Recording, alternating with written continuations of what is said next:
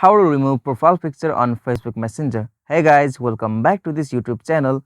Today I will show you that how can you remove profile picture on Facebook Messenger. So let's get started. At first, as you can assure that you can remove the profile picture from the Messenger app, so you have to delete the profile picture from your Facebook. So simply for that you will have to open your Facebook.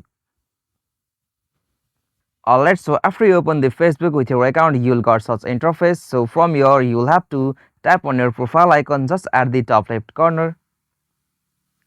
Alright, so now from here tap on your profile picture again.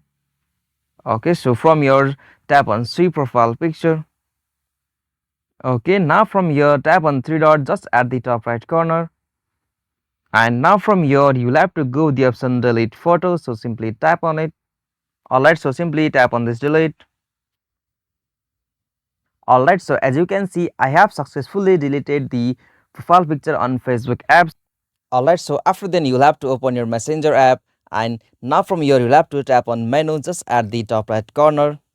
Okay, so from here at the top you can see the profile picture has been removed from my Facebook Messenger. So this is the simplest and easiest way to remove profile picture on Facebook Messenger.